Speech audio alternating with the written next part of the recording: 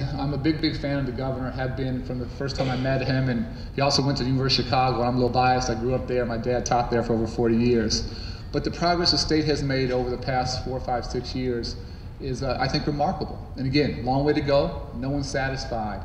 But you look at the focus on early childhood education, and I say everywhere I go, that is the best investment as a nation we can make. If we're going to spend a single tax dollar on education, if we had $1 to spend, I would spend it on early childhood education. We have so many children in this country who start kindergarten at 5 years old, a year to 16 months behind. And frankly, we don't do a fantastic job of catching them up.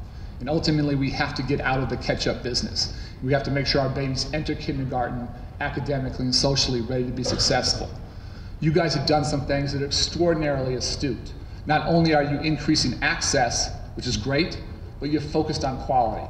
You've created incentives for your highest performing early childhood programs to take more low-income students. We heard about that earlier in the introduction, how important that is. You put in place incentives for low-performing early childhood programs to improve their quality.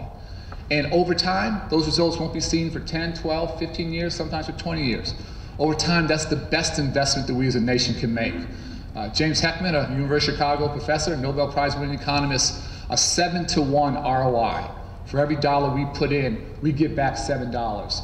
Less teenage pregnancy, less dropouts, less violence, more folks going on to college, more folks going to the world of work, more becoming productive citizens. And of all the scarce tax dollars we all spend, how many are we getting back as a nation? $7 for every single one. Not in too many other places. On the K-12 side, the governor said, we didn't plan it this way, we scheduled this months ago, but it's seen in the paper the past couple of days. High school graduation rates at all-time highs, dropout rates at 30-year lows, AP passing rates at all-time highs. That's extraordinary progress. Not where it needs to be, long way to go. We're proud the nation is up about 1% in high school graduation rates. You guys went up 4%, 5% in the past year. That's a huge jump. That's a huge jump. And for me, while that is great, we know here in this room that a high school diploma today is no longer enough. It's a great starting point, but it's got to be one step on the education journey. Some form of higher education has to be the goal beyond that. And you guys have done something that I'm convinced is unprecedented, and the other states have to learn from. You have this fundamental commitment that every senior, regardless of how much money their family has or doesn't have, where they live, every senior who is college ready will apply to college and will be accepted. No other state has made that commitment. And we know if you leave high school today and don't take that next step, not too many good jobs out there. I don't have to tell this audience that. You guys fundamentally get that. So what you guys have done, early childhood, K-12, focus on higher ed, there's just a holistic, comprehensive strategy that I think you guys should be so proud of. And as you guys continue to get better the next 3, 4, 5 years, think about what that means. And I think the implications, not just for the children at Howard and children around the state, but the implications for the nation are extraordinary.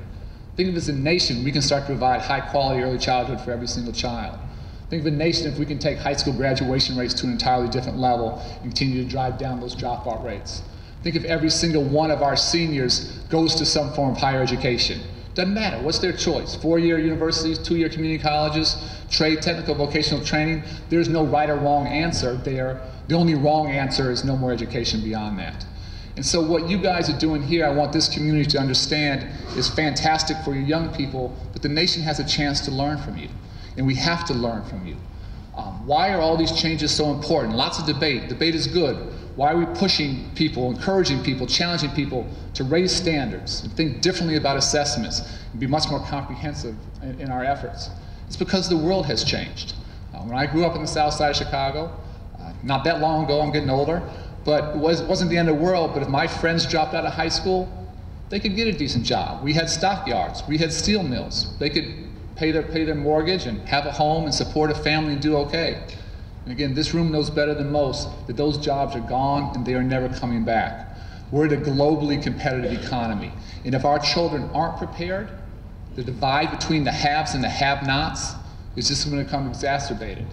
The jobs will move from Delaware, from the United States to other nations who take their education much more seriously. And so just as Howard was at a fork in the roads 4 or 5 years ago, I think the state of Delaware and the United States, our nation, is at a fork in the roads today. And we can either give in to the noise and give in to the pushback and sort of slow down, or we can push through that and stay the course and go to the next level. As I said earlier, the nation now has the highest graduation rates ever, lowest dropout rates ever. Over the past 5 years or so, we have an additional 1.1 million students of color, not just graduating from high school, but going on to college. So things are going the right way. But there's a big push to slow down, to stop, that this is hard.